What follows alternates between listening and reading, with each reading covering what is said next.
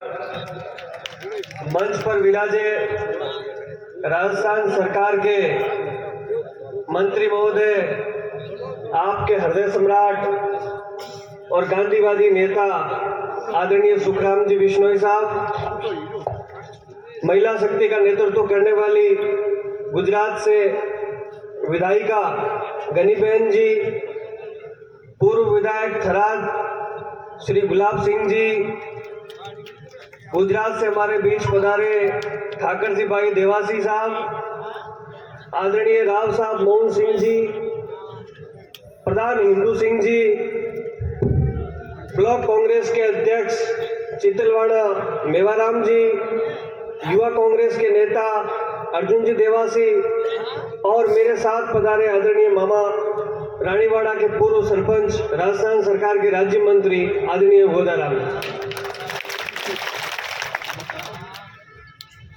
आप सबको ज्ञात है कि राजस्थान में इस राजस्थान के अगले 5 साल और आपके बच्चों के भविष्य के लिए निर्णय लेने का, फैसला लेने का दिन जो है 2 दिन बाद आने वाला है। राजस्थान ही नहीं बल्कि पूरे भारत में राजस्थान का चुनाव बहुत रोचक बना हुआ है। तमाम देश भर में काम करने वाले पत्रकार बंधु और अलग अलग सर्वे एजेंसियां आ रही है और वो अपना सर्वे कर रही है। मैं मारवाड़ की हृदय स्थली, राजस्थान की सांस्कृतिक राजधानी जोधपुर से आपके बीच में आया हूं और एक संदेश लेकर आया हूं। सांचौर वासियों, राजस्थान में गहलोत साहब की सरकार 4थी बार बनने जा रही है। इस बात का भरोसा देने के लिए मैं आपके बीच में आया। आपके बीच में विभिन्न प्रकार के प्रत्याशी होंगे, लेकिन मुझे पूरा भरोसा है कि आप लोग गहलोत सरकार की नीतियों पे वोट करोगे, आप अंग्रेजी माध्यम स्कूलों पे वोट करोगे, आप राजस्थान में गांधीवादी व्यक्ति को मुख्यमंत्री बनाने के लिए वोट करोगे। हिंदुस्तान के अंदर राजनीतिक करवट ले रही है। मेरे जैसा व्यक्ति अगर कांग्रेस में आ रहा है तो यह समझिए कि आने वाला समय इस देश में कांग्रेस पार्टी का है, क्योंकि 10 साल से यह देश महंगाई की मार झेल रहा है। जब देश के लोग महंगाई की बात करते हैं तो हमको भारतीय जनता पार्टी के लोग कहते हैं कि इजराइल और गाजा पट्टी में युद्ध चल रहा है। क्या फर्क पड़ता है सांचौर के व्यक्ति को कि इजराइल जीतेगा कि गाजा पट्टी जीतेगी, यूक्रेन जीतेगा कि रसिया जीतेगा? कोई फर्क पड़ता है क्या? किसी गरीब के घर का चूल्हा जलता है क्या इस बात से? गरीब के घर के चूल्हे की चिंता करने वाला आदरणीय अशोक गहलोत है, जो कहता है कि 500 रुपए में आपको सिलेंडर दूंगा, जो कहता है कि कोविड में सबसे शानदार प्रबंधन करूंगा, जो कहता है कि राजस्थान के तमाम विधायकों कोविड के जहां मौत तांडव कर रही थी उस दौर में अपने विधायकों और अपने कार्यकर्ताओं से कहा कि प्रत्येक व्यक्ति की गांव डाड़ी में जाओ और उसकी खुशू से पूछो, उसको पूछो कि वैक्सीन लगी है कि नहीं लगी। हिंदुस्तान के प्रधानमंत्री को न चाहते हुए भी तारीफ करनी पड़ी आपके मुख्यमंत्री की। मैं समझता हूं कि सांचौर के लोगों की ख्याति तो पूरे राजस्थान में है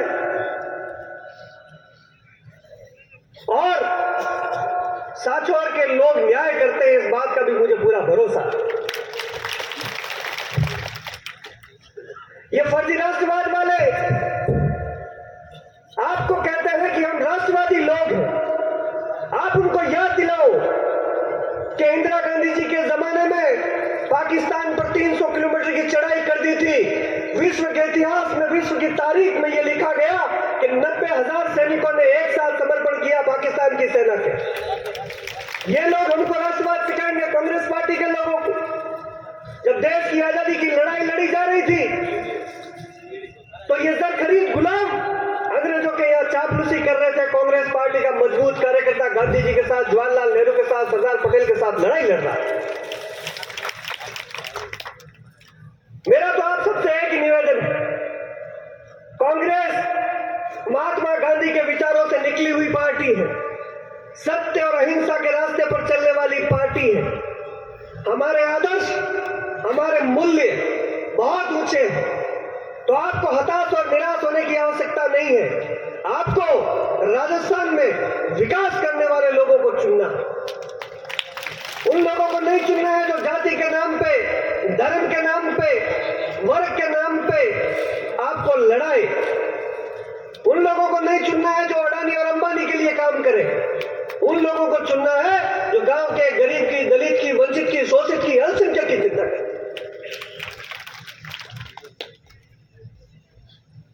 और 36 कौम में सामंजस्य बनाकर चलने वाले आदरणीय सुखराम जी के पक्ष में मतदान करना है, कांग्रेस पार्टी के पक्ष में मतदान करना है। आपके पास 1000 तरीके के लोग अफवाह फैलाने वाले आएंगे, और मैं आपको भरोसा दिलाना चाहता हूं कि राजस्थान में पुनः कांग्रेस की सरकार बनेगी और आदरणीय सुखराम जी आपके पुनः मंत्री बनेंगे। जैसा कि साहब ने बताया, मैं देखता हूं, इनके पुराने भाषण सुनता हूं, मैंने पूरे राजस्थान में एक भी नेता ऐसा नहीं देखा जो जाकर ये कहता हो कि अपने बच्चों को पढ़ाओ, अपने बच्चों को नशे से दूर रखो, अपने बच्चों को अपराध से दूर रखो।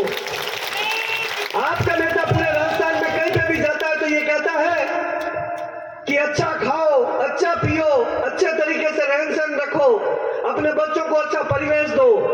मैं समझता हूं कि आदरणीय सुख जी अगर नेता नहीं होते, आपने विधायक नहीं बनाया होता, तो ये महाराज होते, ये दार्शनिक होते। ये इनका अंतिम चुनाव है। आपने पूर्व में घोषणा कर दी, इस बार पेटियां भर देना।